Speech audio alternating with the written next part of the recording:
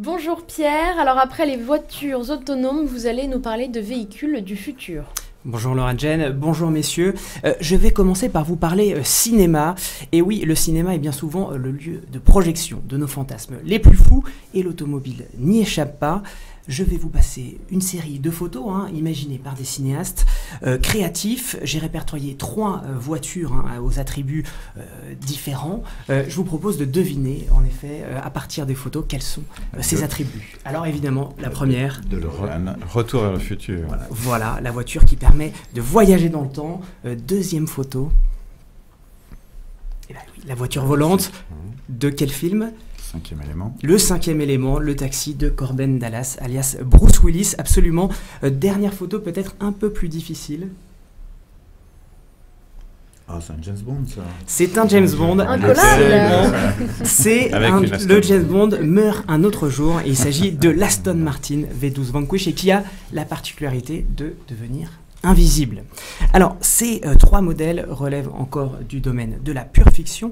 En revanche, la voiture ultra rapide, eh bien, ça pourrait être pour bientôt. Pour le moment, elle prend plutôt la forme d'un train supersonique. Je parle bien sûr de Loop. Hyperloop, le projet effectivement fou imaginé par le milliardaire Elon Musk, père notamment des véhicules électriques Tesla en 2013.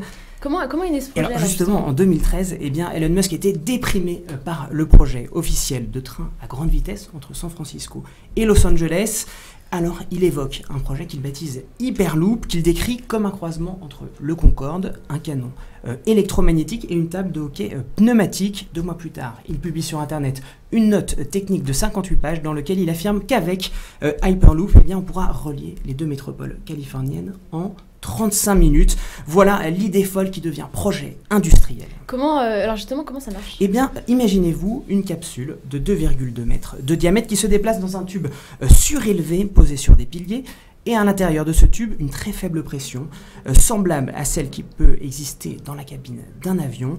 La capsule ne rencontre ainsi que très peu de résistance à l'air, ce qui lui permet de fuser très rapidement sur des coussins d'air. Les voitures seraient propulsées également tout au long du parcours au moyen d'un système magnétique intégré au tube qui éviterait tout frottement avec les parois, permettant à l'Hyperloop de franchir le mur du son, soit 1224 km/h.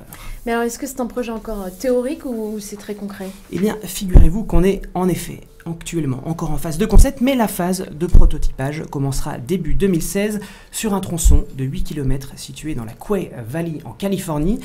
Cette Quay Valley, eh bien, c'est une étendue de 4800 hectares où va naître une ville entièrement alimentée à l'énergie solaire et 100% autonome énergétiquement, et l'Hyperloop, eh bien, sera son mode de transport en commun. Et cette ville sera le premier point d'une ligne qui reliera à terme Los Angeles et San Francisco. En tout cas, c'est ce qu'affirme Dirk Alborn, le PDG d'Hyperloop Transportation Technology. Une autre entreprise est également sur le coup du développement industriel de l'Hyperloop, la société Hyperloop Technology, tout court. Et c'est un peu une course contre la montre qu'elle se livre. Si la première semble avoir pris un peu d'avance, la deuxième a fait fuiter une vidéo il y a quelques jours où il semblerait que le projet avance très concrètement. Est-ce qu'on peut voir cette vidéo ? Voilà, où ce ne sont plus des images de synthèse, mais bien des images réelles. On voit déjà ce tube qui transportera les capsules qui est en train d'être assemblé. Ça a l'air impressionnant, effectivement. Et du coup, pour cette entreprise, le rendez-vous est donné fin 2016, début 2017, pour la construction d'une portion de test sur le campus de l'entreprise à Los Angeles. Mais est-ce qu'il n'y a pas un peu de problème technique quand même? Alors évidemment, il y a encore beaucoup de questions techniques qui restent en suspens. Je vois que nos 2 invités, effectivement, sourient. Justement, en France, d'ailleurs, certains ingénieurs sont très sceptiques, notamment Hervé de Tréglaudet, un ingénieur des mines, qui soulevait dans des pages de La Tribune, le quotidien économique La Tribune, la difficulté de construire des voies en surface dans les zones très urbanisées, le fait que l'acier soit élastique et donc soumis aux pressions des températures externes et internes, et également au vent, et la nécessité de concevoir des tubes dont la surface intérieure serait assez lisse pour qu'aucune imperfection ne vienne gêner la course des skis glissant sur les coussins d'air. Mais Guillaume Pépi, lui, par contre, est absolument conquis. En revanche, Guillaume Pépi, le président de la SNCF, lui, le prend très au sérieux il nous dit, Elon Musk a prouvé son génie avec ses voitures électriques Tesla. Hyperloop est un projet à la fois allumé et visionnaire. Nous le suivons de près. Alors messieurs, est-ce que vous penchez plus du côté allumé ou plus du côté visionnaire ? Moi, j'ai toujours été assez tenté par l'innovation, donc je pense qu'il faut effectivement regarder ça de très près. Après, chaque technologie a sa chance au départ. Il faut regarder comment elle atterrit, quoi. Guillaume, vous êtes plus sceptique? Non, du tout. Moi, je dirais que ils ne savaient pas que c'était impossible, alors ils l'ont fait. Je pense que rien n'est écrit d'avance. Il n'y a pas de problème qui soit insoluble. J'en suis totalement persuadé. Il n'y a pas d'asymptote à la technologie. Et si vous avez une équipe motivée, eh bien, vous allez réussir. Donc là, c'est un point d'interrogation, c'est un pari. La Tour Eiffel, je rappelle que la Tour Eiffel à Paris, personne n'y croyait au moment de sa construction. Elle est toujours là.